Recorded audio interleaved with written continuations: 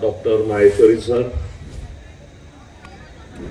जवाहरलाल जी, मिनल जी और जिसके लिए हम सब यहाँ इकट्ठा हुए हैं, पलक, और आप सभी अतिथि, इनका मैं यहाँ स्वागत करना चाहूँगा। और आप सबके सानिध्य में आज पलक के पहले कविता संग्रह का विमोचन यहाँ संपन्न हुआ, यह मैं आपके सामने रखना चाहूँगा। पलकों से खुली कल्पनाएं, आपने मंच का बैकड्रॉप जो यहाँ है वो देखा है, और पलकों से खुली कल्पनाएं और उसके बारे में यहाँ जो भी कुछ हेडिंग्स दिए हुए हैं, ये आप पढ़ोगे तो आपको समझ जाएगा कि इस कविता संग्रह में क्या क्या है। और ये हमें यहाँ आना था, इसका विमोचन करना था, इसके बारे में लिखना था, बोलना था, इसलिए ये किताब हमने पहले पढ़ ली, सर ने भी पढ़ ली, मैंने भी पढ़ ली, तो हम जानते हैं कि इसमें क्या है क्या नहीं है। तो एक चंद लाइंस में पलक के लिए रखूंगा। उसके पहले थोड़ी सी हिस्ट्री। जवाहरलाल जी, अरे हम इनको जवाहर साहब बोलते थे, और 80 का दशक 90 का दशक इन्होंने अपने साथ में जैन के अंदर बहुत लगन से, ईमानदारी से और मेहनत से उन्होंने उनका जो भी टाइम कंपनी को दिया वो भूल नहीं सकते, और जब तक वो काम कर सकते थे तब तक उन्होंने काम किया। और काम करते वक्त ही उन्होंने भूषण को पढ़ाया और डॉक्टर बनाया, और उसका साक्षी मैं खुद हूँ, क्योंकि जब उसका डॉक्टर के लिए जाना था तब जवाहर साहब मेरे पास आए थे, और तब से मैं भूषण को जानता था। और उसके बाद भी जब उसने हॉस्पिटल की शुरुआत की और साथ में प्रिया, डॉक्टर प्रिया ने जो उनको साथ दी, और उन दोनों की बेटी पलक, यह जो प्रवास है वो मैंने खुद ने नजदीक से देखा है। पलक से पहली बार मिल रहा हूँ, पर कविता पढ़ने के बाद वो चीज क्या है यह मैं अच्छी तरह से समझ पाया हूँ। मीना मैडम ने बोला है कि करियर के पास भी ध्यान दो, और सिर्फ इसके ऊपर ही ये हॉबी को हॉबी रखो। मेरा ये कहना है कि ये हॉबी नहीं है, ये उसके अंदर जो दिल के अंदर जो भावनाएं है उसका एक प्रकटन है, और वो इसमें भी उसका करियर बना सकती है और इंटरनेशनल लेवल पे जा सकती है। और इंटरनेशनल लेवल का सबसे बड़ा पुरस्कार जो होता है, पुरस्कार वो मिला सकती है। ऐसा इस एज में वो जो काम कर रही है उसकी वजह से मुझे लगता है कि उसने इस क्षेत्र में भी करियर करने के लिए हरकत नहीं। और सर ने बोला है कि सांस्कृतिक और इसके लिए अभी जाना है, तो जलगांव की बेटियां कभी विदेश के इस पे जाएंगी इस माध्यम से, तो हमें बहुत खुशी होंगी। इस किताब के बारे में मैंने कुछ लिखा है।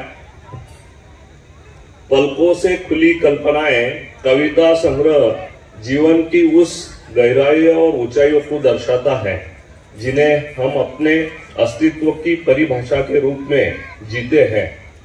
यह संग्रह केवल शब्दों का मेल नहीं, बल्कि जीवन के उन सजीव क्षणों का दर्पण है जहाँ रिश्तों का सौंदर्य, भावनाओं की गहराई और जिम्मेदारियों की सच्चाई झलकती है। पलक जवाहर की कविताएं जीवन के सार को इतनी सरलता और संवेदनशीलता से प्रकट करती है कि पाठक अपने भीतर के अस्तित्व को खोजने की प्रेरणा पाते हैं। यह संग्रह केवल व्यक्ति की जीवन की कहानी नहीं कहता, बल्कि समाज के हर उस कोने को उजागर करता है जो हमारे अस्तित्व का अभिन्न हिस्सा है। कविताओं में अन्नदाता किसान भाई बहनों का परिश्रम है जो धरती को अपने खून पसीनों से सींचते हैं। इसमें सरहद पर प्राणों की आहुति देकर हमारी सुरक्षा सुनिश्चित करने वाले सैनिकों की वीरता है। इसमें चिकित्सकों की वो कड़ी मेहनत है जो मानवता की रक्षा करती है। साथ ही इसमें शिक्षकों की वह मशाल है जो ज्ञान का प्रकाश फैलाकर अज्ञान को, अंधकार को दूर करती है। पलक ने अपनी कविताओं के माध्यम से भारत माँ के गौरव और हमारे समाज की जड़ों की सुंदरता को सहजता से उकेरा है। पलकों से खुली कल्पनाएं न केवल एक कविता संग्रह है, बल्कि यह एक अनुभव है जो पाठकों को उनकी आत्मा के दर्पण तक ले जाता है। इस संग्रह की प्रथम आवृत्ति के प्रकाशन पर पलक झंवर को मेरी हार्दिक शुभकामनाएं हैं। यह रचना सभी पाठकों के भीतर छुपे सपनों और भावनाओं को जागरूक करेंगी और उन्हें उनके स्वयं के दर्शन का अनूठा प्रभाव प्रदान करेंगी। और इसके लिए पलक की एक कविता मैं आप सब लोगों के लिए, मेरे लिए, सभी के लिए आपके सामने रखना चाहता हूँ। जीवन के किताब का एक जरूरी पन्ना।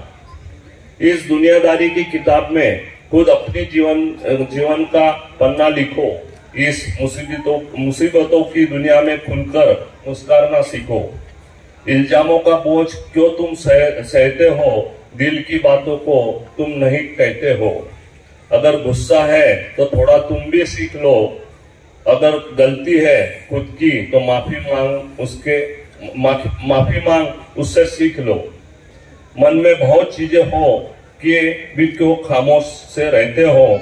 लोगों की बहकी बातों में क्यों तुम जल्दी बहते हो।